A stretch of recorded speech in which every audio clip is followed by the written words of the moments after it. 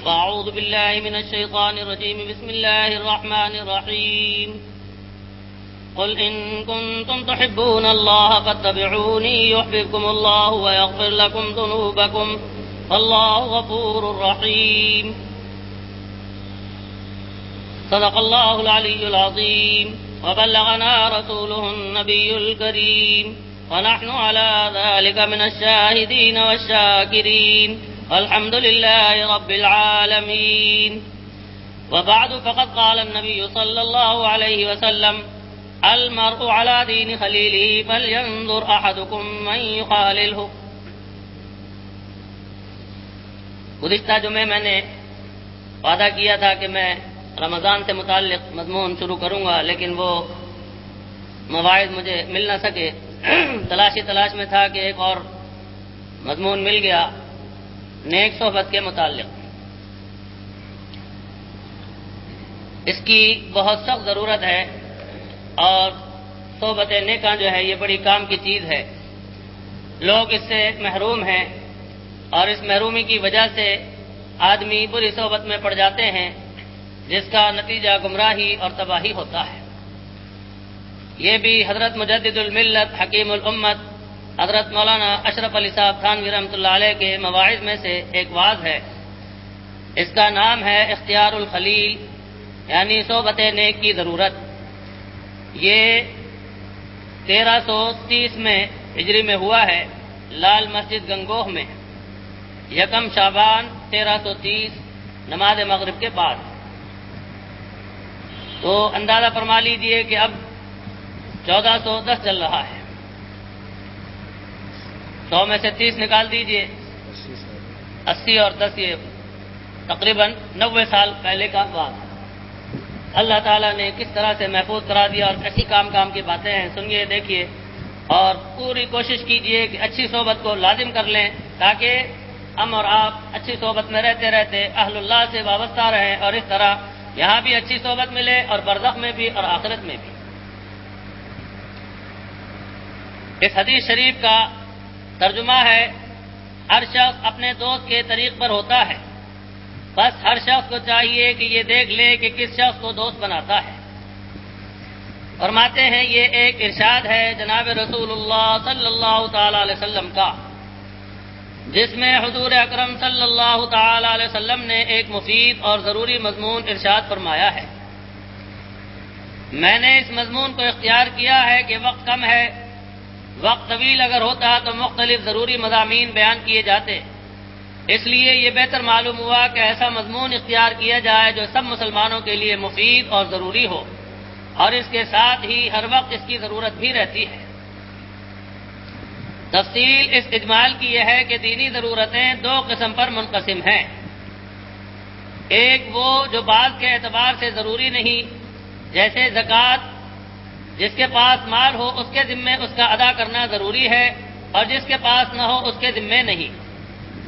اگرچہ اس میں بھی ایک اعتبار سے تعمیم ہے، تاہم صاحب نصاب ہونے کی تو تخصیص ہے. اسی طرح حج ہے کہ جس کے پاس مال ہے اور صاحب استطاعت ہے اس کے ذمے فرض ہے، ورنہ نہیں. یہ تو مکلفین کے اعتبار سے تخصیص تھی. بعض عبادات ایسی ہیں کہ وقت کے اعتبار سے ان میں تخصیص ہے، جیسے نماز، روزہ. دوسری قسم وہ ہے کہ مکلفین اور وقت کے اعتبار سے بھی ان میں کوئی تخصیص نہیں، یعنی نہ تو یہ ہے کہ زید پر واجب ہو، عمر پر نہ ہو، اور نہ یہ ہے کہ ایک وقت میں ضروری ہو دوسرے وقت میں نہ ہو، بلکہ ہر شخص پر ہر وقت اس کا وجوب ہے. ایسی ضرورت دینی کو جامع اور عام کہا جائے گا. بس ایسے مضامین بہت سے ہیں، من جملہ ان کے یہ حدیث بھی ہے کہ اس میں ایسا ہی جامع مضمون ارشاد ہوا ہے کہ کوئی مکلف اور کوئی وقت اس سے مستثنی نہیں ہے. اس وجہ سے مناسب معلوم ہوا کہ اس حدیث کی کسی قدر ضروری شرح مگر مختصر بیان کر دی جائے، لیکن وہ اختصار کافی ہوگا، اس معنی کر مختصر ہوگا کہ بہت سے مؤیدات اور لواحق کو مشتمل نہ ہوگا. جس قدر زیادت ہوگی توضیح ہی کے لیے ہوگی. یہ تمہید تھی. اب اس مضمون ضروری کو سمجھیے گا. فرماتے ہیں گو بظاہر وہ مضمون اس معنی کو سرسری ہے اس معنی کر سرسری ہے کہ بہت مرتبہ کانوں میں پڑا ہے اور اس کی ضرورت کی طرف کبھی نظر نہیں ہوئی۔ چنانچہ جب ضروریات کو ذکر کیا جاتا ہے تو اس فہرست میں اس کا ذکر ہی نہیں آتا، لیکن چونکہ یہ خیال واقع کے خلاف ہے اس لیے اس کی ضرورت اور مفید ہونا بھی عرض کیا جائے گا۔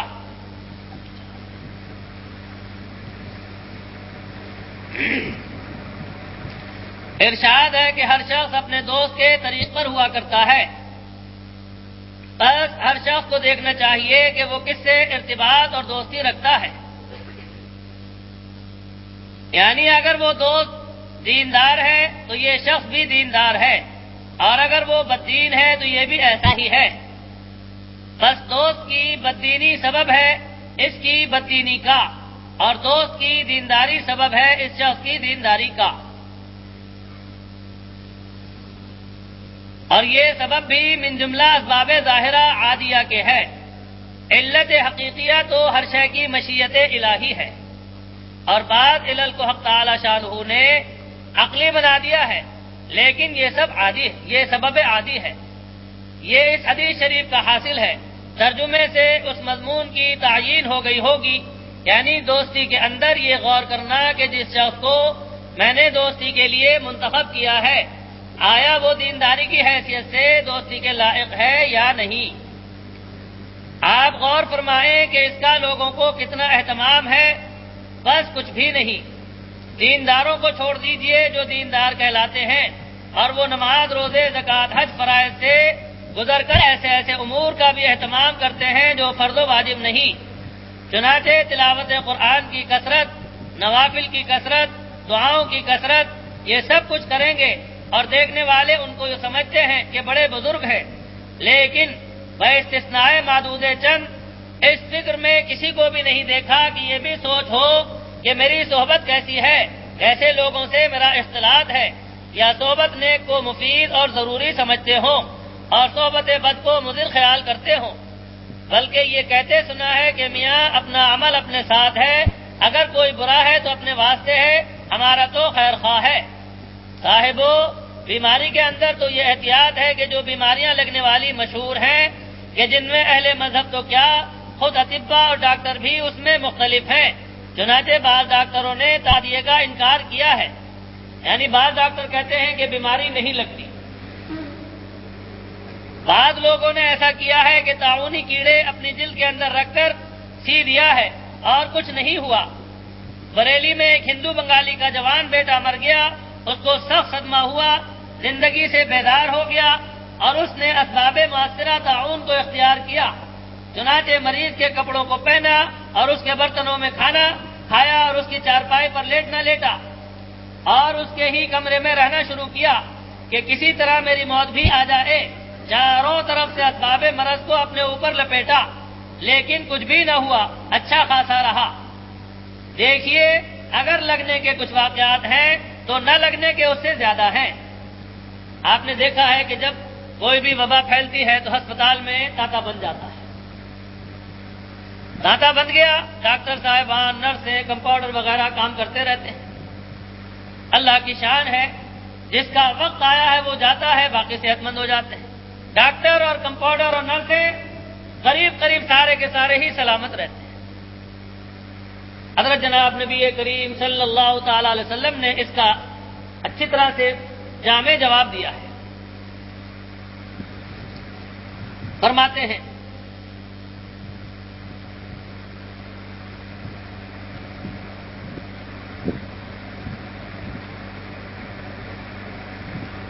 اسی واسطے اسلام نے اس کا کیسا اچھا فیصلہ کیا ہے کہ اگر خدا تعالیٰ چاہتے ہیں تو لگتا ہے اور نہیں چاہتے تو نہیں لگتا، اور اسی سے ان روایات اور نصوص میں بھی تطبیق ہو جائے گی جن میں بعض سے تعدیہ معلوم ہوتا ہے اور بعض سے عدم تعدیہ ثابت ہوتا ہے۔ بہرحال مقصود یہ ہے کہ جن امراض کا لگنا ثابت اور یقینی بھی نہیں، اس میں تو یہ احتیاط ہے کہ اس مریض کی عیادت تک کو نہیں جاتے اور اپنی اولاد کو بھی بچاتے ہیں، لیکن جو مرض دوامن لگتا ہے یعنی بری صحبت کا اثر بد، اس سے بچنے کا ذرا بھی اہتمام نہیں۔ یعنی یہ امراض تو ایسے ہیں کہ اس میں بعض کہتے ہیں لگ جاتا ہے، بعض کہتے ہیں نہیں لگتا، اور حقیقت تو یہ ہے کہ اللہ رب العالمین چاہیں گے تو لگے گا، چاہیں گے نہیں لگے گا۔ جراثیم بھی تو اللہ ہی نے پیدا کیے ہیں، ان جراثیم کو اڑانے والے بھی اللہ میاں ہی ہیں اور لگانے والے بھی اللہ میاں ہی ہیں۔ اور اس طرح سے دیکھا ہے کہ طاعون کی بیماری جہاں پھیلتی ہے تو جہاں ہزاروں مرتے ہیں تو اس میں کچھ جو ہے بچ بھی جاتے ہیں۔ اگر لگنا ہی لگنا پکا ہوتا تو اس صورت میں سارے کے سارے مرتے، کوئی نہ بچتا۔ تو غرض یہ ہے کہ اصل بات وہی ہے کہ مؤثر حقیقی اللہ کی ذات ہے، لیکن عام طور سے طبیعت ہماری آپ کی ان امراض کے سلسلے میں بڑی محتاط رہتی ہے۔ نزلہ ہو جائے تو اس کے متعلق بھی بہت مشہور ہے کہ یہ اڑ کر لگنے والی بیماری ہے، اور نزلہ ہو جائے تو ناک بند کرتے ہیں، گھر کے اندر رہنا مشکل کرتے ہیں، اور حقیقت یہ ہے کہ گھر والوں میں سے کسی کو ہوا کسی کو نہیں ہوا، بات وہی ہے کہ جس کو اللہ نے چاہا بچا لیا۔ اسی طرح بخار جو ہے اس کی بعض قسمیں بتاتے ہیں کہ لگ جاتا ہے، خارش کی بعض قسمیں بتاتے ہیں لگ جاتی ہے، لیکن ہوتا یہی ہے کہ اللہ کے حکم کے بغیر پتا بھی نہیں ہلتا۔ تو ان صورتوں میں آدمی اگر نزلے والا ہے تو کہتے ہیں اس کے گلاس میں پانی مت پینا، نزلہ ہو جائے گا، اس کے کپڑے کے قریب مت جانا، نزلہ لگ جائے گا، خارشی کپڑا ہے اس کے قریب مت جانا، لگ جائے گا۔ سچ بات یہ ہے کہ اللہ رب العالمین کے حکم کے بغیر کچھ نہیں لگتا۔ حضرت جناب نبی کریم صلی اللہ تعالی علیہ وسلم سے ایک صحابی نے خارشی اونٹ کے بارے میں بات چیت کی، تو آپ سے انہوں نے کہا کہ اس طرح خارش پیدا ہو گئی، ایک اونٹ سے دوسروں کو لگ گئی۔ آپ نے فرمایا کہ وہ جو پہلا اونٹ ہے اس کو کس سے لگی؟ خارش تو پہلے تھی ہی نہیں بالکل۔ اصل یہی ہے کہ اللہ رب العالمین کا حکم ہوتا ہے، اسباب بن جاتے ہیں۔ یہ تو ظاہری جو بیماریاں نظر آتی ہیں، محسوس ہوتی ہیں کہ آدمی ان سے بچنے کا اہتمام کرتا ہے، لیکن ایک بیماری ایسی ہے کہ جو بالکل مہلک، اور ایسی مہلک کہ جس کا آج کل کے دور میں بڑا زبردست مشاہدہ ہے، یعنی صحبت بد۔ اس صحبت بد کے ایسے برے اثرات ہیں کہ جس کی وجہ سے آدمی کہیں کا نہیں رہتا، اپنے ماں کو ماں نہیں سمجھتا، باپ کو باپ نہیں سمجھتا، گھر والوں کی عزت احترام نہیں کرتا، بڑوں کو بڑا نہیں سمجھتا، اللہ رسول تک سے باغی ہو جاتا ہے۔ اور اس صحبت بد کے اثرات کیسے مرتب ہوتے ہیں کہ اس طرح سے وہ بھی اسی راستے پر چل کھڑا ہوتا ہے جس راستے پر وہ برا آدمی ہے۔ اور اس قسم کے واقعات اخبارات میں پڑھنے سے اندازہ ہوتا ہے کہ آدمی کتنی تیزی سے برائی کو قبول کر کے اس طرف چلا جاتا ہے۔ یہ ہمیشہ سے یوں سمجھ لیجئے کہ زمانہ قدیم سے، جب سے حضرت انسان پیدا ہوئے، جب سے ان کی عادت یہ رہی ہے کہ اچھائی کو بڑی مشکل سے قبول کرتے ہیں۔ اس کی ایک مثال ناکارہ کی سمجھ میں آتی ہے۔ بعض وقت لوگوں نے اس کا اظہار کیا کہ ہاں یہ حقیقت ہے، اگر ایک آدمی کو یا مجمع کو یا محلے کے لوگوں کو 1,00,000 مرتبہ کہیے کہ نماز پڑھا کرو، اللہ تعالیٰ نے فرض کی ہے نماز، شب و روز میں 5 مرتبہ پڑھو، مسجد میں پڑھو، جماعت کے ساتھ پڑھو، تکبیر اولیٰ کے ساتھ پڑھو، محلے کے لوگوں کو سب کو آپ نے 1,00,000 مرتبہ کہا تو شاد و نادر ہی کوئی 2-4 آدمی تیار ہو۔ یہ تو ہو گیا اچھائی کے قبول کرنے کے سلسلے میں۔ اور برائی کا عالم یہ ہے کہ لوگ ایک دوسرے سے تاکید نہ کریں، صرف ایک آدمی کو اڑتی ہوئی خبر دے دیں کہ فلاں چوک کے اوپر ننگی فلم لگائی جائے گی۔ آپ دیکھیے کہ ایک سے دوسرے کو اس طرح کہتے چلے جائیں گے کہ جیسے بہت ضروری کام ہے، اور اس طرح جنگل کی آگ کی طرح یہ خبر پھیل جائے گی، اور وقت سے پہلے ہی آپ دیکھیں گے کہ وہاں پر مجمع لگا ہوگا۔ یعنی سرسری سی خبر دی ایک آدمی کو، اور اس کے بعد لاکھوں آدمیوں کو خبر پہنچ گئی اور لاکھوں آدمی وہاں پہنچ گئے۔ اور اچھائی کے لیے آپ نے 1,00,000 مرتبہ کہا تو 10 آدمی بھی نہیں آئے۔ اندازہ فرمائیے کہ اچھائی کی قدر دل کے اندر کتنی کم ہے، اور برائی کی عظمت اور قدر اتنی ہے کہ جھوٹے کو اگر کہہ دیا تو فوراً چلے گئے سچے۔ اور پھر اس کے اثرات بد، یہ تو میں نے آپ کو مثالاً عرض کی، اس طرح سے خرافات کے سلسلے میں لوگ بڑی تیزی سے قبول کرتے ہیں برے اثر کو، ڈھونڈتے پھرتے ہیں ایسی صحبتوں کو، اور جب وہاں بیٹھتے ہیں تو شروع میں اس کے فوائد بیان کیے جاتے ہیں، اور جب وہ فوائد کو سن لیتے ہیں، اس میں مبتلا ہو جاتے ہیں، تو سمجھتے ہیں کہ ہم بہت کامیاب ہو گئے، حالانکہ عقل مند جو ہیں دیکھتے ہیں کہ پرلے درجے کے بیوقوف ہیں کہ تباہی اور بربادی کی راہ پر چل کھڑے ہوئے ہیں۔ اس کی زندہ مثال آج کل کے دور میں جوئے کی ہے، اور اسی طرح سے یہ ہیروئن کی ہے۔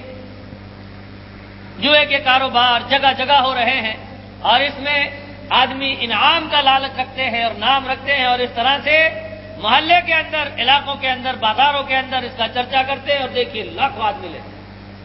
پچھلے دنوں ایک اسکیم نکلی اور اس پر لوگوں نے بہت وہ کیا، علماء کرام کو اللہ تعالی جزائے خیر دے کہ انہوں نے حق بیان کیا اور بتا دیا کہ یہ حرام ہے، لیکن آپ سچے اس سے دیکھیے اور انصاف سے بتائیے کہ علماء کے کہنے کے اوپر کتنے آدمی رکتے ہیں۔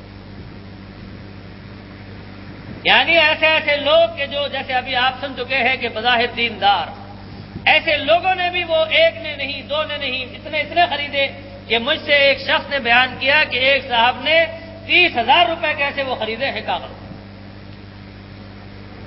ابھی جو پچھلے دنوں بڑے عروج پر تھی ایک اسکیم، کروڑوں روپے کا جو چکر چلایا تھا اور اس میں انہوں نے کروڑوں کمائے، تو اس میں اندازہ فرمائیے کہ علماء نے کہا، اخباروں میں آیا، بیان دیے، حرام ہے، مت لو، بچو اس سے، مسلمان ہو، لیکن ان کی بات کو ماننے والے محدود چند ہوں گے، اور ان اسکیم چلانے والوں کی بات کو، اس پر تو بچے کو دیکھ لیجئے کہ جی وہ کاغذ لینے جا رہے ہیں، نام تو اس کا آپ ہی لوگ جانتے ہیں، لیکن بہرحال 10 روپے پر 10 روپے پر جو لے کر لوگوں نے رکھے ہیں، اللہ کی پناہ۔ تو برائی کا جذبہ ایسا تیزی سے ابھرتا ہے کہ اس کے اندر وہ بڑی تیزی کے ساتھ میں لگتے ہیں کہ جناب 10 کا نوٹ لگایا تو 10 لاکھ مل جائے گی، ایک کار مل جائے گی، ٹی وی مل جائے گا، فلاں چیز مل جائے گی۔ تو ایک تو یہ سودی لعنت ہے کہ اتنی عام، اور اس پر لوگ مر رہے ہیں۔ اور اسی طرح یہ ہیروئن ہے کہ ہیروئن جو ہے اس کو پینے لگتا ہے تو دوسرے کو بٹھا کر اس کے پاس پہلے دھواں مارتا ہے، پھر اس کو پلا دیتا ہے، ایک دو کش کہتا ہے کہ اس کے اندر بڑی جان آتی ہے، صحت فرسٹ کلاس ہو جاتی ہے، آدمی تازہ دم ہو جاتا ہے۔ اس کو پلا کے تازہ دم ایسا کیا کہ کل کو وہ جناب پھر بے چین ہوتا ہے کہ وہ تو مجھے پھر چاہیے۔ بڑی اچھی چیز ہے، یہاں تک کہ میں نے ایک رسالے میں ایک مضمون پڑھا کہ ایک آدمی کو ایک عورت کی عزت لوٹنی تھی، اس نے اس طرح سے ذریعہ بنایا کہ اس کو ایسی گولیاں دینے لگا جس سے اس کو نشہ ہونے لگا، اور اس کے بعد ایک دن وہ آ گیا، تھوڑے دن کے بعد ہی، کہ اس نے کہا کہ آپ جو چاہیں کریں لیکن وہ ایک گولی مجھے دے دیں۔ بالآخر اس نے کہا کہ میرا مدعا پورا کرو تو گولی ملے گی۔ تو اندازہ فرمائیے اس صحبت بد میں پڑنے والے، ان کا پھر انجام کیا ہے۔ اسی طرح گھروں سے جو چھپ چھپ کر فلمیں دیکھنے جاتے ہیں، سینما دیکھنے جاتے ہیں، آگے اور گناہ کرتے ہیں، ان کے انجام اور نتائج کتنے برے ہیں۔ تو صحبت بد جو ہے یہ بڑی بدترین چیز ہے، اور اس صحبت بد سے آدمی بچنے کا ارادہ ہی نہیں کرتا۔ اگر بچنے کا ارادہ ہوتا ہے تو اس صورت میں وہ اس کے قریب بھی نہیں پھٹکتا، اور اس سے بچنے کی ایک ہی صورت ہے کہ اچھوں کی صحبت کو اختیار کیا جائے۔ جب اچھوں کی صحبت کو اختیار کریں گے، ان کے پاس بیٹھیں اٹھیں گے، اچھی باتیں سنیں گے، دل کے اندر وہی چیزیں منقش ہوں گی، تو اس کی وجہ سے پھر آپ برائی سے دور بھاگیں۔ اس لیے یہ صحبت جو ہے، صحبت بد، یہ ان بیماریوں سے کہ جن بیماریوں کو مہلک سمجھا جاتا ہے ان سے کہیں زیادہ خطرناک ہے، لیکن چونکہ اس کی برائی کا لوگوں کو احساس نہیں، اس بنا پر صحبت بد کا عالم بہت عام ہے، اور اس کے اندر اکثریت جو ہے مبتلا ہے۔ اللہ رب العالمین نے اپنے نیک بندوں کو ہمیشہ پیدا فرمایا ہے، اور نیک بندوں سے فائدہ اٹھانے والے بھی جو ان سے لپٹ جاتے ہیں اور وابستہ ہو جاتے ہیں، اللہ رب العالمین ان پر بڑا کرم فرماتے ہیں کہ ان کو اچھائی کا راستہ مل جاتا ہے۔ ورنہ بعض آدمی ایسے بھی دیکھے ہیں کہ وہ ڈھونڈتے پھرتے ہیں اور صحیح ان کی تلاش نہیں، یا ان کو صحیح آدمی نہیں ملا تو اس طرح مارے پھرتے پھرتے دھوکے بازوں کے ہتھے چڑھ گئے، تو وہاں بھی جا کر ان کا کام ختم ہی ہو گیا۔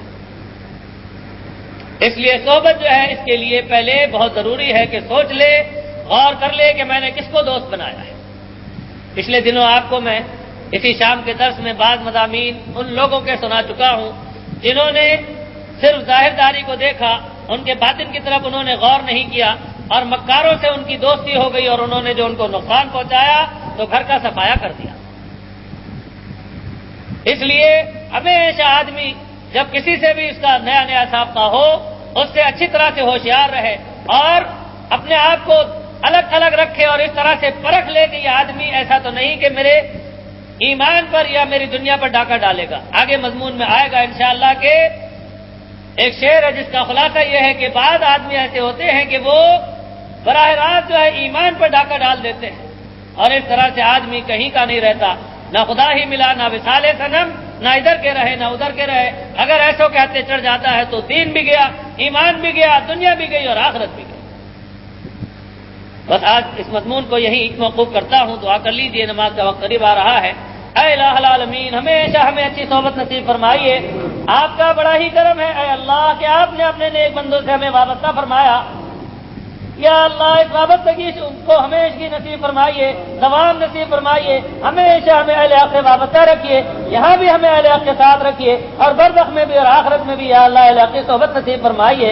اے الہ العالمین قدم قدم پر حضرت جناب نبی کریم صلی اللہ تعالی علیہ وسلم کی کامل اتباع نصیب فرمائیے، کامل مشابہت نصیب فرمائیے، غالین اور مغضوبین کی پیروی اور مشابہت اور غلامی سے بچائیے۔ اے الہ العالمین تمام مومنین مومنات مسلمین مسلمات احیاء اور اموات سب کی مغفرت فرما دیجیے، سب سے درگزر فرما دیجیے، جتنے بھی وفات پا چکے ان سب کی قبروں کو نور سے بھر دیجیے، قبروں کو کشادہ فرما دیجیے، ان کی قبروں کو جنت کے باغ بنا دیجیے۔ اے الہ العالمین ہماری بھی مغفرت فرمائیے۔ اے الہ العالمین حضرت جناب نبی کریم صلی اللہ تعالی علیہ وسلم کی معیت اور رفاقت نصیب فرمائیے، آپ کے جھنڈے کے نیچے جگہ عطا فرمائیے، آپ کی شفاعت نصیب فرمائیے، آپ کے حوض کوثر سے خوب سیراب فرمائیے، پرتراج سے گزرنا آسان فرمائیے، قیامت کی ہولناکیوں سے بچا لیجیے، درگزر فرما دیجیے۔ اے الہ العالمین بغیر حساب کتاب کے جنت میں داخل فرمائیے، جنت کی تمام نعمتیں عطا فرمائیے، سب سے بڑی نعمت اپنا دیدار خوب اور بار بار نصیب فرمائیے۔ اے الہ العالمین جہنم کی آگ سے، قبر کے عذاب سے، دنیا کے عذاب اور فتنوں سے بچا دیجیے۔ اے الہ العالمین تمام بیماروں کو شفا کاملہ عطا فرمائیے، تمام پریشان حالوں کی پریشانیوں کو ختم فرما دیجیے، تمام تنگدستوں کی تنگدستی کو دور فرما دیجیے، تمام مقروض حضرات کے قرض کے بوجھ سے یا اللہ سب کو خلاصی نصیب فرمائیے۔ اے الہ العالمین ہم میں سے ہر ایک کے گھر کو جنت کا نمونہ بنا دیجیے، ہر خیر سے مالا مال فرمائیے، ہر شر سے بچا لیجیے۔ اے الہ العالمین ہمیشہ آپ اپنا ہی محتاج رکھیے، ایک لمحے کے لیے بھی مخلوق کا محتاج نہ فرمائیے۔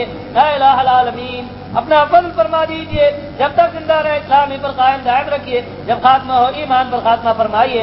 اے الہ العالمین ہمارے بہت سے دوست احباب دعاؤں کے لیے کہتے ہیں، ہم سب کے لیے دل و جان سے دعا کرتے ہیں، ہم میں سے ہر ایک کو جنہوں نے بھی دعا کے لیے کہا یا اللہ سب کو گوہر مقصود عطا فرمائیے، ہم سب کی مرادیں پوری فرما دیجیے۔ یا اللہ ہمارے لیے سب کے لیے آسانیاں پیدا فرمائیے اور حرمین شریفین کی حاضری اور بار بار حاضری نصیب فرمائیے۔ اے الہ العالمین اپنا فضل فرما دیجیے اور فضل عظیم سے مالا مال فرما دیجیے۔ اے الہ العالمین ہمارا پڑھنا سننا عبادات اور طاعات اور دعائیں اور اپنے دربار کی حاضری قبول فرما لیجیے۔ اللهم ربنا تقبل منا انك انت السميع العليم بحرمة سيد الانبياء والمرسلين وصلى الله تعالى على خير خلقه سيدنا محمد وعلى اله واصحابه اجمعين آمين برحمتك يا ارحم الراحمين۔ بسم الله الرحمن الرحيم نحمده ونصلي على رسوله الكريم اما بعد۔ یہ مضمون چل رہا ہے اخلاص سے متعلق۔ فرماتے ہیں ریاکار کی علامتیں اور اس کا انجام۔ حضرت علی کرم اللہ وجہ سے منقول ہے کہ ریاکار کی 4 علامتیں ہیں۔ نمبر 1 تنہائی میں سست رہتا ہے۔ نمبر 2 لوگوں کے مجمع میں بہت ہوشیار اور چست ہوتا ہے۔ نمبر 3 تعریف کی جائے تو خوب محنت سے کام کرتا ہے۔ نمبر 4 اگر اس کی مذمت ہو جائے تو کام برباد کر دیتا ہے۔ ریاکار میں چونکہ مخلوق کو دکھانے کا اصل عنصر کار فرما ہوتا ہے، اس بنا پر اگر وہ جلوت میں کوئی عبادت کرتا ہے اور لوگ اس کو دیکھتے ہیں تو بڑا مستعد اور بہت نیکی کرنے والا معلوم ہوتا ہے۔ لگا رہتا ہے کہ لوگ دیکھیں اور تعریف کریں، اور تنہائی میں چونکہ اس کو لوگ دیکھنے والے نہیں، اس بنا پر سستی کا مظاہرہ کرتا ہے کہ نیکی سے پہلو تہی کرتا ہے۔ اور اسی طرح اگر اس کی تعریف کی جائے تو خوب نیکی کرتا ہے کہ لوگ واہ واہ کر رہے ہیں، اور اگر اس کی کوئی برائی کر دے تو اس صورت میں اس نیکی کو چھوڑ دیتا ہے کہ لوگ کچھ کہنے لگ گئے، یعنی اس کا جو کچھ بھی مقصود ہو گیا وہ مخلوق اور دنیا ہو گئی، اس بنا پر اس کی نیکی وہ اللہ کی رضا کے لیے نہیں بلکہ دنیا کی رضا کے لیے ہوتی ہے۔ اس لیے جو آدمی ریاکار ہوگا اس کی حالت ایسی ہی ہوگی کہ وہ نیکی کے سلسلے میں مخلوق کی طرف نگاہ کرے گا، اور جو مخلص ہوگا وہ اللہ پر نگاہ رکھے گا۔ مخلص وہ چاہے جلوت میں ہو چاہے خلوت میں ہو، وہ اپنے کام سے کام رکھتا ہے، اس کو جتنی بھی عبادت کرنی ہے چاہے کوئی دیکھے چاہے نہ دیکھے، چاہے اس کی کوئی تعریف کرے یا برائی کرے، اس کو کسی بات سے سروکار نہیں، وہ تو اپنا کام پوری طرح انجام دیتا رہتا ہے۔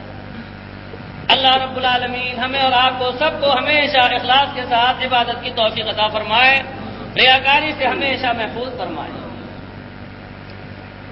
اس کے بعد ارشاد فرماتے ہیں کہ حضرت عبداللہ ابن عباس رضی اللہ تعالی عنہما سے روایت ہے کہ حضور اکرم صلی اللہ تعالی علیہ وسلم نے ارشاد فرمایا کہ جب اللہ تعالیٰ نے جنت عدن کو پیدا فرمایا اور اس میں وہ سامان پیدا فرمائے جو نہ کسی آنکھ نے دیکھے اور نہ کسی کان نے سنے اور نہ ہی کسی انسان کے دل پر ان کا خیال تک گزرا، تو آپ نے اسے فرمایا کہ کوئی بات کر۔ اس پر اس نے 3 بار کہا یقیناً مومنوں نے فلاح پائی، اور پھر کہنے لگی کہ میں ہر بخیل، منافق اور ریاکار پر حرام ہوں۔ جو آدمی بخیل ہے اس پر بھی اور منافق پر بھی اور ریاکار پر بھی جنت حرام۔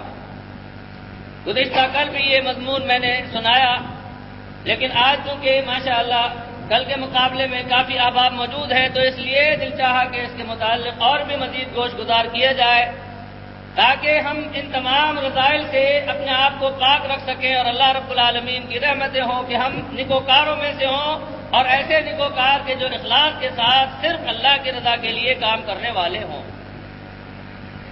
بخل جو ہے یہ سخاوت کے مقابل ہے کہ آدمی کو مال سے ایسی محبت ہو کہ وہ مال کو نہ اپنے لیے خرچ کرے نہ دوسروں کے لیے خرچ کرے، اور اتنا اس کو سنبھال کر اور جمع کر کے رکھے کہ اللہ کی راہ میں بھی خرچ کرنے سے پہلو تہی کرے۔ مال اللہ رب العالمین نے عطا فرمایا ہے، جس طرح اور تمام نعمتیں اللہ تعالیٰ کی عطا کرتا ہے، اسی طرح من جملہ ان تمام نعمتوں کے مال بھی حلال طریقے سے حاصل کیا ہوا ایک زبردست نعمت ہے۔ اللہ رب العالمین نے اس مال میں کچھ حق رکھے ہیں اپنے اور کچھ حق رکھے ہیں بندوں کے۔ جو آدمی اس مال سے غلو کے درجے میں اور افراط کے درجے میں محبت رکھتا ہے تو وہ آدمی اس مال کو نہ اللہ کی راہ میں خرچ کرتا ہے نہ اپنی ذات پر خرچ کرتا ہے، اور اس طرح سنبھال کر گن کر رکھتا ہے۔ ایسی صورت میں یہ مال اس شخص کے لیے وبال بن جائے گا، یہی مال اس کے لیے سانپ اور بچھو اور نہ جانے کیا کیا جہنم کے جانور بن کر اس کو پریشانی میں ڈالیں گے۔ اگر آدمی نے زکوٰۃ نہیں دی اور اس کے اموال میں جانور بھی تھے تو اس کو جہنم میں جانور اونٹ وغیرہ بن کر وہ اس طرح سے رگے دیں گے کہ اس کی جان پر بنے گی۔ اسی طرح روپیہ پیسہ ہے تو یہ اس کے لیے سانپ بچھو وغیرہ بن کر لپٹیں گے۔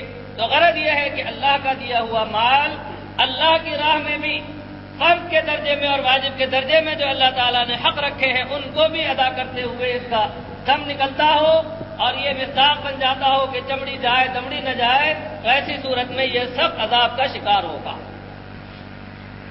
آدمی کو مال سے محبت ایک طبی چیز ہے، لیکن حقیقت میں محبت اگر ہے تو اس مال کو اپنا بنانے کے لیے اللہ کی راہ میں خرچ کرنا چاہیے۔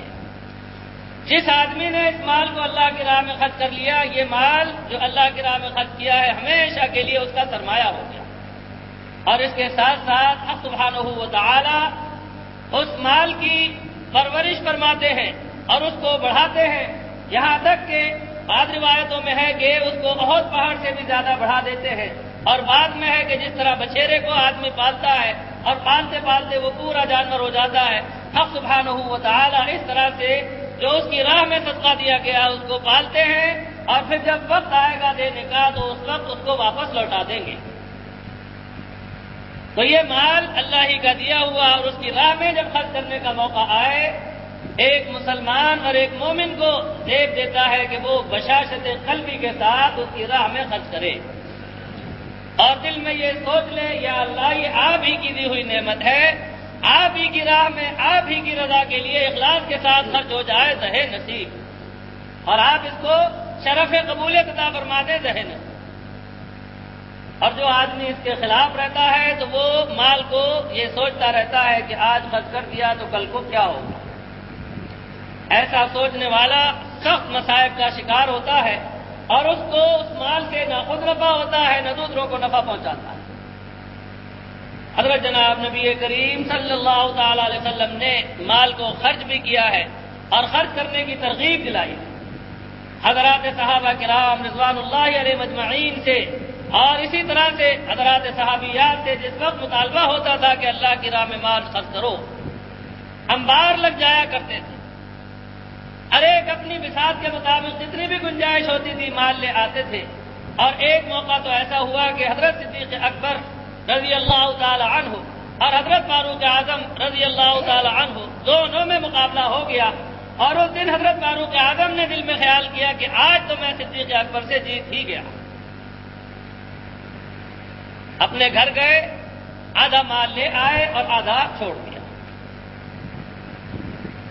بہت خوش تھے دل میں، لا کر خدمت اقدس میں پیش کر دیا، اور اس کے بعد حضرت صدیق اکبر رضی اللہ تعالی عنہ بھی مال لے کر آئے اور انہوں نے بھی لا کر آپ کی خدمت اقدس میں پیش کر دیا۔ جب دونوں حضرات لے آئے تو آپ نے پوچھا، اے صدیق کیا لائے اور کیا چھوڑا؟ فرمایا کہ یا رسول اللہ سبھی کچھ لے آیا، اپنے گھر میں اللہ اور اس کے رسول کو چھوڑ کر آیا۔ حضرت فاروق اعظم رضی اللہ تعالی عنہ فرمانے لگے، آج میں نہیں جیت سکا، ان سے کبھی نہیں جیت سکوں گا۔ پھر آپ سے پوچھا کہ آپ کیا لائے؟ فرمایا کہ آدھا مال لایا ہوں، آدھا چھوڑ لایا۔ ذرا غور فرمائیے کہ اللہ کی راہ میں مسابقت کے لیے تیاری ہے، لگے ہوئے ہیں ایک دوسرے سے مقابلے پر، اور حضرت صدیق اکبر ہیں کہ کیا کہنا، صدیق ہیں، یار غار ہیں کہ اس معاملے میں بھی پیچھے نہیں رہے، یہاں بھی آگے آگے قدم بڑھایا اور جیت گئے۔ اور حضرت فاروق اعظم نے فرمایا کہ اب میں ان سے کبھی نہیں جیت سکتا۔ تو غرض یہ ہے کہ حضرات صحابہ کرام رضوان اللہ علیہ مجمعین جیسی بھی توفیق تھی برابر اپنی توفیق کے مطابق اور گنجائش کے مطابق لاتے۔ بعض صحابہ ان کی زیادہ گنجائش نہیں تھی، تھوڑی سی کھجوریں لے آتے تھے، لب بھر کر ستو لے آتے تھے، لب بھر کر جو لے آتے تھے، اور ان خیرات کے اور نیکی کے کاموں کو دیکھ کر منافقین تانے دیتے تھے کہ ذرا ان کو بھی تو دیکھو، یہ بھی تو دکھانے کے لیے خیرات لیے چلے آ رہے ہیں، یہ بھی تو ہاتھ میں بھرے ہوئے جو ہی لیے چلے آ رہے ہیں، ستو ہی لیے چلے آ رہے ہیں، چند کھجوریں ہی لیے چلے آ رہے ہیں، مذاق اڑاتے تھے۔ اور پروردگار عالم نے فرمایا کہ ان کا اخلاص کے ساتھ خرچ کرنا اللہ کے یہاں بہت بڑا درجہ رکھتا ہے۔ تم مذاق اڑاتے ہو، نہ تم کم لاتے ہو نہ زیادہ لاتے ہو، تم محروم ہی محروم ہو، اس بنا پر تمہیں ان کی قدر ہی نہیں، اس بنا پر تم مذاق اڑاتے ہو ان کا۔ ان کے اخلاص کو دیکھو کہ ان کا اخلاص کتنا ہے، اور اللہ کے یہاں اخلاص ہی کی قدر ہے۔ اگر ایک آدمی ڈھیر جو ہے خرچ کر دے لیکن اخلاص نہ ہو، ریاکاری ہو، تو وہ آدمی جتنا بھی خرچ کرتا ہے بیکار ہے۔ اگر ایک آدمی اخلاص کے ساتھ میں تھوڑا سا بھی خرچ کر دے وہ بہت کارآمد ہے۔ آپ کو اس پر ایک واقعہ سناؤں جو مجھے اس سے قبل بھی یاد آیا اور کافی پہلے سنایا تھا، اب پھر سناتا ہوں۔ حضرت والد صاحب ماجد رحمۃ اللہ علیہ میرے وہ ایک واقعہ سنایا کرتے تھے، انہوں نے بزرگوں سے سنا تھا۔ حضرت والد ماجد رحمۃ اللہ علیہ فرمایا کرتے تھے کہ ایک مرتبہ ایک شخص ایک شہر سے دوسرے شہر جا رہے تھے، راستے میں جنگل پڑا، چلے چلے جا رہے تھے کہ ایک بادام کا چھلکا پڑا تھا، انہوں نے جھک کر اس کو اٹھا لیا اور اس سے ہاتھ میں کھیلتے ہوئے چلے چلے جا رہے تھے۔ آگے جب بستی میں پہنچے ایک سائل سامنے آیا اور اس نے کہا کہ اللہ کے نام پر بابا کچھ دو۔ انہوں نے کہا بھئی میرے پاس کچھ نہیں ہے۔ دوسرا کے پھر سوال کیا، پھر انہوں نے معذرت کی، تیسرا کے پھر جب سوال کیا انہوں نے کہا کہ میرے پاس کچھ نہیں ہے، یہ چھلکا ہے بادام کا بے مقصد اور بے حقیقت چیز، کہنے لگے یہی دے دو اللہ کے نام پر۔ چنانچہ انہوں نے کہا کہ لے لیجئے۔ ایک چھلکا آپ اور ہم جانتے ہیں کہ اس کی کیا قیمت ہے، کیا اس کی منزلت ہے، کچھ بھی نہیں، کچرا ہے بقول اکثر لوگوں کو۔ لیکن چونکہ اس نے مانگا اور انہوں نے اس وقت اس اخلاص سے دے دیا کہ اللہ کے نام پر مانگ رہا ہے اور کچھ ہے نہیں، ہوتا تو میں اور کچھ بھی دیتا لیکن ہے نہیں، اور اس نے بھی کہا کہ یہی دے دو، اخلاص کے ساتھ دے دیا۔ اللہ رب العالمین کی شان ہے کہ ان کے یہاں وہ قبول ہو گیا۔ انتقال ہوا ان کا، انتقال کے بعد قبر میں جب معاملہ ان کا درپیش ہوا ہے تو اس وقت ان کے لیے عذاب کا انتظام ہوا، گناہوں کی وجہ سے ان کو عذاب کا جو سامان ہوا، سرہانے آتے ہیں فرشتے تو ادھر ایک نورانی دیوار حائل ہو جاتی ہے، آتی آتے ہیں تو ادھر حائل ہو جاتی ہے، دائیں آتے ہیں تو ادھر حائل ہو جاتی ہے، بائیں آتے ہیں تو ادھر حائل ہو جاتی ہے، ہر طرف سے ایک نورانی دیوار جو ہے وہ رکاوٹ بن جاتی ہے۔ اور اسی طرح کچھ عرصہ گزر گیا اور اس کے بعد فرشتے چلے گئے۔ جب ان کے حواس ٹھکانے ہوئے تو انہوں نے پوچھا کہ اے نورانی دیوار تو کون ہے؟ ایسی اندھیری کوٹری میں جہاں کوئی بھی روشنی نہیں، تو کون ہے جو میری حمایت کرتی رہی اور بچاتی رہی؟ اس دیوار کو اللہ نے آواز دی اور گویائی عطا فرمائی۔ اس نے کہا کہ میں تمہارا وہ عمل ہوں جو تم نے بہت ہی اخلاص کے ساتھ کسی وقت تمہیں یاد بھی نہیں اللہ کی راہ میں اور اس کی رضا کے لیے کیا تھا۔ تم چلے جا رہے تھے کہ راستے سے ایک چھلکا اٹھایا تھا تم نے، اور بستی میں پہنچ کر ایک ساحل ملے تھے، اس نے تمہیں 3 بار کہا اور آخری بار کہا کہ یہی دے دو۔ تم نے وہ اللہ کی رضا کے لیے جو اخلاص کے ساتھ دیا، میں تمہارا وہ عمل ہوں۔ ذرا غور فرمائیے کہ اللہ رب العالمین نے کس قدر کرم فرمایا اور کیسی قدر فرمائی کہ اخلاص کے ساتھ ایک چھلکا دیا، اس سے عذاب قبر جو ہے وہ موقوف ہو گیا۔ تو میرے محترم بزرگوں، اللہ کی راہ میں مال خرچ کر کے خوش ہونا چاہیے کہ یا اللہ آپ نے توفیق عطا فرمائی اور آپ نے ہمیں خرچ کرنے کے لیے حکم فرمایا، اور آپ ہی کا دیا ہوا تو مال ہے، آپ ہی کی راہ میں دے رہے ہیں، اور آپ اس کو قبول فرما لیں تو ہماری خوش نصیبی ہے۔ اور پھر ان کی شان کرم دیکھیے کہ وہ اس مال کو لے کر بڑھاتے ہیں، بڑھا کر پھر ہمیں نہ جانے کتنے گنا ہو جائیں گے، وہ جب قیامت میں واپس ملے گا بہت بڑھا چڑھا کر دیں گے۔ اللہ رب العالمین اپنے نام پر مانگتے ہیں دیکھنے کے لیے کہ بندہ دیتا ہے کہ نہیں۔ قرآن پاک میں بھی ارشاد فرمایا من یقرض اللہ قرضا حسنا یضاعف، کون ہے جو اللہ کو قرض عطا فرمائے اور وہ اس قرض کو بڑھا چڑھا کر عطا فرمائے گا۔ اور اللہ کے بندے کیسے کیسے دنیا میں موجود ہیں کہ جن کو اللہ تعالیٰ نے دولت عطا فرمائی تو ساتھ ساتھ دل بھی ایسا ہی عطا فرمایا۔ ہمیں آپ کو دعا کرنی چاہیے کہ اگر دولت کے لیے دعا کریں تو ساتھ ساتھ دل کے لیے بھی دعا کریں کہ اللہ تعالیٰ دل بھی ایسا ہی دے۔ ورنہ بعض وقت ایسا ہوتا ہے کہ جب آدمی تہی دست ہوتا ہے، تمنا کرتا ہے، دعا کرتا ہے یا اللہ دولت دیجیے تو نیکی کے کام خوب کروں گا، اور جب دولت مل جاتی ہے تو دل چھوٹا ہو جاتا ہے۔ ایسے ایسے لوگ جو اللہ کی راہ میں اس طرح خرچ کرتے ہیں کہ حضرت جناب نبی کریم صلی اللہ تعالی علیہ وسلم کی اتباع میں بالکل فیاضی پوری طرح سے آپ کی شان میں آیا ہے کہ آپ تیز چلنے والی ہواؤں سے بھی زیادہ فیاض تھے۔ آپ کی امت میں ایسے ایسے افراد ہیں ہر خطے میں، ہر علاقے میں، کہ جو نیکی کرتے ہیں اور اس طرح نیکی کرتے ہیں کہ دائیں ہاتھ سے کرتے ہیں تو بائیں ہاتھ کو بھی پتہ نہیں چلتا، اور کبھی ساری زندگی منہ پر لفظ نہیں لے کر آتے ہیں کہ انہوں نے کس کے ساتھ کیا حسن سلوک کیا ہے، اللہ کی راہ میں کہاں کہاں خرچ کیا ہے۔ ایسے لوگ بہت ہیں، اور ایسے ہی نیک لوگوں کے طفیل دنیا کا نظام بھی چل رہا ہے کہ اللہ کے نیک بندے زبانی عبادت کرنے والے بھی، بدنی عبادت کرنے والے بھی، اور مالی عبادت کرنے والے بھی بہت۔ بعض وقت میں نے خود بھی اپنی آنکھوں سے دیکھا ہے، حرم محترم میں مکہ مکرمہ میں جمعے کے دن بعض شیوخ اور فیاض حضرات اپنی اٹیچی میں 2-2 لاکھ 2.5 لاکھ ریال بھر کر لاتے تھے، 100 کے نوٹ، اور جب شروع کرتے تھے تو ذرا سی دیر میں اپنی اٹیچی خالی کر کے اور تقسیم کر کے چلے جاتے تھے۔ حضور سرور کونین رسول مقبول صلی اللہ تعالی علیہ وسلم کے حرم کا بھی ایسا ہی میں نے سنا ہے، اور ایک مرتبہ کچھ مختصر سا دیکھنے کا موقع ہوا۔ ایک بزرگ ہستی، سفید ریش، نورانی چہرہ، مسجد نبوی سے میں صبح اشراق پڑھ کر جب نکلا تو باہر دیکھا کہ ان کے ہاتھ میں نوٹوں کی گڈی تھی، اور جو ان کے سامنے آ رہا تھا اس کو دیے جا رہے تھے، اور اللہ کی شان ہے کہ کسی کو انکار نہیں کیا۔ اللہ تعالیٰ کے بندے بہت، ہمیں آپ کو جتنی بھی توفیق ملی ہے ہم اس کو اسی مطابق کر کے اور خرچ کریں، اللہ تعالیٰ کو راضی کریں۔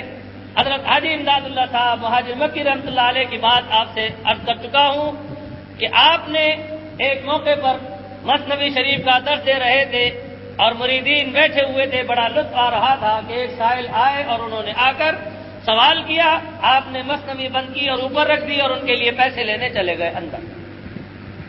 ایک مرید نے کہا حضرت بڑا لطف آ رہا تھا، اس نے آ کر سارا لطف ختم کر دیا۔ فرمایا کہ بھائی تمہیں نہیں معلوم یہ ہمارے محسن ہیں، اگر یہ سائل حضرات نہ ہوتے تو ہمارا پیسہ آخرت میں کس طرح منتقل ہوتا؟ ان کی بھائی ہم بہت قدر کرتے ہیں، جو واقعتاً سائل اور ضرورت مند ہے ان کی امداد کرنی چاہیے۔ البتہ جو پیشہ ور لوگ ہیں ان حضرات سے گریز کرنا چاہیے کہ ان کا پیشہ ہی ایسا ہے۔ ان لوگوں نے پیشہ بنا رکھا ہے، اچھا کھاتے ہیں، اچھا پہنتے ہیں، اور یحییٰ خان کے دور میں جب انہوں نے روپے بانڈ کیے تھے اور اس میں تبدیلی کا حکم دیا تھا تو اس وقت ان حضرات کے گھروں سے جو اس طرح سے مانگ مانگ کے جمع کرتے تھے کہ وہ جلدی میں بدلی نہ کر سکے اور انہیں پتہ نہ چلا، ان کے گھروں سے نوٹوں کی بوریاں نکلی تھی۔ خود فیڈرل کیپٹل ایریا کے پاس جو کریم آباد کا پل ہے اس کے نیچے ایک نالا ہے، قریب ہی وہاں پر بوریاں ملی تھی بھری ہوئی، اور اس کے آس پاس یہ لوگ ایسے رہتے تھے کہ آپ حضرات دیکھیں ان کے حلیے کو تو کہیں یہ بالکل پکڑ ہے کہ کھانے کو بھی نہ ہوگا، لیکن ان کے گھروں میں جب جھونپڑیوں میں جا کر دیکھیں تو VCR ان کے یہاں ہے، ٹی وی ان کے یہاں ہے، اور جب ان کے یہاں تقریبات ہوتی ہیں تو خرافات بھی اس قدر عروج کے ساتھ کہ اللہ کی پناہ۔ تو اس لیے اس قسم کے پیشہ ور لوگ جو ہے آپ کو آئے دن یہاں مسجد میں بھی زیارت کے لیے آتے رہتے ہیں اور ٹکرتے رہتے ہیں، بڑے جھوٹ بولتے ہیں۔ بعض آدمی ایسے آتے ہیں کہ بہت صاف ستھرے مزے مجائے اور میدان صاف کیے ہوئے کہ ان کے پاس میدان صاف کرنے کے لیے تو پیسہ موجود ہے لیکن پیٹ بھرنے کے لیے نہیں، پرلے درجے کے جھوٹے لوگ ہوتے ہیں۔ اس قسم کے مکار اور پیشہ ور لوگ جو ہیں ان کی امداد اور اعانت نہیں کرنی چاہیے۔ قرائن سے معلوم ہو جائے کہ یہ واقعتاً ضرورت مند ہے، اس کی امداد عین ثواب کا کام ہے۔ ویسے اگر بالفرض آپ نے اس آدمی کو کہ جو مستحق نہیں تھا اس کو بھی اگر دے دیے، آپ کی نیت اچھی ہی ہے، اللہ رب العالمین اس پر آپ کو اجر و ثواب عطا فرمائیں گے، وہ جانے اس کا عمل جانے۔ اس لیے کہ حضور سرور کونین رسول مقبول صلی اللہ تعالی علیہ وسلم کی عملی جو سنت ہے وہ یہی ہے کہ آپ نے لا الہ الا اللہ کے علاوہ کبھی لا نہیں فرمایا۔ ایک مرتبہ ایک شخص آپ کی خدمت اقدس میں آئے اور سوال کیا، آپ نے ان کو کچھ دے دیا اور وہ بغل میں دبا کر چلے تو ایک صحابی نے کہا کہ یا رسول اللہ یہ تو ضرورت مند نہیں ہے، آپ نے اس کو دے دیا۔ تو فرمایا کہ میں نے کبھی لا نہیں کہا، پیغمبر کی شان نہیں ہے کہ وہ منع کرے، اب میں کیا کروں کہ وہ اپنی بغل میں جہنم کی آگ دبا کر لے جا رہا۔ تو اس لیے اگر کوئی شخص ضرورت مند نہیں اور وہ سوال کرتا ہے، فراڈ کرتا ہے، دھوکے بازی سے حاصل کرتا ہے، وہ ذمہ دار خود رہے گا، دینے والے کو انشاءاللہ اس پر اجر و ثواب مل جائے گا۔ اور اللہ تعالیٰ سچ بات یہ ہے، ہمارے حضرت مفتی محمد شفیع صاحب رحمۃ اللہ علیہ ان کی بات بڑی کام کی ہے، اور ہمارے بزرگوں کی قریب قریب سب کی ایسی ہی بات ہے اور ایسا ہی ذوق ہے۔ ایک مرتبہ کا واقعہ ہے کہ آپ اپنے صاحبزادوں کے ساتھ گاڑی میں جا رہے تھے تو آپ ہمیشہ اپنے ہاتھ میں کچھ کھلے پیسے رکھا کرتے تھے، جب گاڑی کہیں سگنل پر رکتی تو سائل آتے ہیں تو آپ ان کو دے دیا کرتے تھے۔ ایک مرتبہ ایسا موقع ہوا کہ ہاتھ میں کچھ نہ تھے، جیب میں ہاتھ ڈالا، اتنے میں وہ گاڑی چل پڑی۔ آپ کے صاحبزادگان بھی ساتھ تھے، تو ایک صاحبزادے نے کہا ابا جی ایسے لوگوں کو دینا تو حرام ہے، آپ ان کو دیتے ہیں؟ مفتی اعظم پاکستان کیسی بصیرت کی نگاہ ہے، حضرت مجدد الملت حکیم الامت حضرت مولانا اشرف علی صاحب رحمۃ اللہ علیہ کے صحبت یافتہ ہے۔ فرمایا کہ تمہیں کیا معلوم، ارے تم کتنے بڑے مجرم ہو، اللہ تعالیٰ کے کیسے گناہ کرتے ہو، تمہیں بھی تو اللہ میاں کھانے پینے کو دیتے ہیں، کبھی تم سے پوچھا ہے کہ تم نالائق ہو، گناہ کرتے ہو، تمہیں اب کھانے کو نہیں ملے گا؟ اگر اللہ میاں تمہارے ایک گناہ پر پکڑ لے تو کھانا پینا بند ہو جائے تمہارا، خبردار اس قسم کا کبھی وسوسہ بھی نہ لانا، یہ تو محض ان کی رحمت کا معاملہ ہے کہ ہمیں اس طرح سے کھانے کو بھی پینے کو بھی ہر نعمت برتنے کو دیتے ہیں، ہمیں آپ کو اس معاملے میں سوچنے کا حق نہیں۔ ارے وہ جانے اس کا عمل جانے، ہمارا آپ کا کام ہے کہ اس کے ساتھ اس میں سلوک کر لیں۔ تو بڑی پیاری اور بڑی کام کی بات۔ اور حقیقت یہ ہے کہ حضرت جناب نبی کریم صلی اللہ تعالی علیہ وسلم کی وسعت قلبی اور آپ کی شفقت اور آپ کی محبت، اس کا تقاضا یہی ہے کہ آدمی کے سامنے کوئی سائل آ جائے تو پھر وہ اس کو نہ کرے۔ اس میں اتنا فرق سمجھ لیجئے کہ ایک تو اجتماع میں آدمی سوال کرتا ہے، اس میں آپ مکلف نہیں، لیکن اگر آپ سے انفرادی طور سے سوال کرے تو بہتر یہی ہے کہ آپ اس کے سوال کو کسی بھی درجے میں پورا کر دیں۔ نہ دیں گے تو کوئی گناہگار نہیں ہوں گے، لیکن آپ دے دیں گے تو آپ حضور اکرم صلی اللہ تعالی علیہ وسلم کی اس اجتماع کے اندر جو ہے شریک ہو جائیں گے اور آپ کو اس پر اجر و ثواب ملے گا۔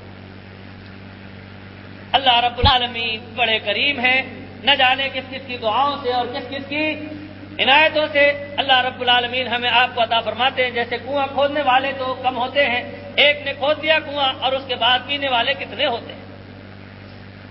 تو اسی طرح سے پروردگار عالم بعض کے یوں سمجھ لیجئے کہ رزقوں کو مقدر فرما دیتے ہیں کہ اس ذریعے سے ملے گا، اس ذریعے سے ملے گا۔ اگر ہمیں آپ کو اس کا ذریعہ اور باعث بنا دے تو ہمارا اس کے اندر جو ہے اللہ رب العالمین کے فضل سے خوش نصیب ہونا ہے کہ انہوں نے ہمیں ذریعہ بنا دیا، ورنہ روزی دینے والے تو اللہ تعالیٰ ہے۔ ہم اور آپ کسی کو کیا کھلا سکیں گے، کیا پلا سکیں گے؟ تو اس لیے ضرورت مند ہو اس کی امداد ضرور کرنی چاہیے، اور فراڈی بھی اگر ہو اور دل کہے تو کچھ اگر وہ آپ سے خاص طور سے سوال کرے تو اس کو بھی کچھ نہ کچھ دے کر جان چھڑا لیں۔ ایک مرتبہ ایسا ہوا ہے، ایک صاحب کا واقعہ پڑھا، اسکول ماسٹر تھے، ایک سائل آ گیا، انہوں نے کہا کہ جاؤ بھائی جاؤ، معاف کرو کرتے رہے، وہ سائل نہ گیا۔ بالآخر ان کو غصہ آیا، انہوں نے دھکا دیا تو دروازے سے اس کا ہاتھ لگا رہا تھا، ہاتھ چھل گیا، وہ سائل تو پھیل گیا وہاں۔ میں تھانے جاتا ہوں جی ابھی اور بلا کے لاتا ہوں پولیس والوں، آپ نے مجھے گرا دیا، زخمی ہو گیا اور چیخیں پکارے۔ ڈاکٹر صاحب بیچارے گھبرا گئے، پریشان ہو گئے، بھائی خدا کے لیے معاف کر دے مجھے اور جا دو۔ جی میں تو نہیں جاتا، جب جاؤں گا جب آپ مجھے 20 روپے دیں گے۔ ڈاکٹر صاحب سخت پریشان کہ پہلے ہی مرحلے میں اگر 2-4 آنے دے دیتے جان چھوٹ جاتی۔ پھر کہنے لگے اچھا بھائی 5 روپے لے لے، پھر بھی راضی نہیں ہوا، 10 لے لے، 15 لے لے، کہنے لگا جی 30 سے کم ہوگا نہیں ورنہ جا رہا ہوں میں تھانے۔ ماسٹر صاحب نے بیچاروں نے 20 روپے نکال کے جیب سے دیے تو ان کی جان چھوٹی۔ تو اس لیے بعض وقت ایسا بھی ہوتا ہے کہ آدمی جو ہے جان کو اٹک گیا تو اس صورت میں آدمی کچھ دے دلا کر اپنی جان تو چھڑا لے، ورنہ بعض سائل جن کا پیشہ ہے ایسے لپٹ جاتے ہیں جیسے چیچڑی لپٹ جائے جانور، پیچھا نہیں چھوڑتے، گھر تک چلے جا رہے ہیں۔ آپ 1000 معذرت کر رہے ہیں، منع کر رہے ہیں، لیکن وہ ہے کہ مانگنے اور پیچھے لگنے سے بعد نہیں آتے۔ تو اس طرح سے تھوڑا بہت دے کر اپنی جان چھڑا لیں، اسی میں آپ۔ اور ویسے اللہ کی راہ میں اخلاص کے ساتھ خرچ کرنا بڑی، بعض وقت سائل بڑا ضرورت مند ہوتا ہے، حاجت مند ہوتا ہے، اس کی دل کی دعا ایسی کام کرتی ہے۔ میں نے اپنی آنکھوں سے دیکھا ہے، تحدث نعمت کے طور پر عرض کرتا ہوں، ایک بڑی بھی تھی اور بہت بیچاری عزت دار تھی کسی زمانے میں، اور جب پاکستان بنا تو بے آبرو ہو کر وہاں سے نکل کر یہاں آئی، اور پھر حالات ایسے بدلے اور ایسی مشکلات میں گھری کہ وہ بیچاری گھر گھر جا کر کچھ لے لیا کرتی تھی۔ اتفاق ہے کہ میری دکان پر بھی آنے لگی تو میں نے ان کو بڑی عزت سے دیکھا، ہمیشہ ان کو خالہ خالہ کہنے لگا اور ان کو بٹھا کر چائے پلاتا تھا اور ان کے لیے جو کچھ بھی مجھ سے ممکن ہوتا تھا کوشش کرتا تھا اور ان کی امداد کی کوشش کر کے ان کو دے دیتا تھا۔ ان کو میں نے دیکھا ہے کہ پرانی عورتیں جو جھولی پھیلا کے دعائیں دیا کرتی تھیں، ایسی جھولی پھیلا پھیلا کر دعائیں دیتی تھی۔ اللہ تعالیٰ کا ایسا فضل ہوا کہ تھوڑے عرصے کے بعد ہی حرمین شریفین کی حاضری نصیب ہوئی، اور اس طرح نصیب ہوئی کہ وہاں رہائش جو ہے کافی وقت کے لیے مجھے اللہ تعالیٰ نے میسر عطا فرما دی۔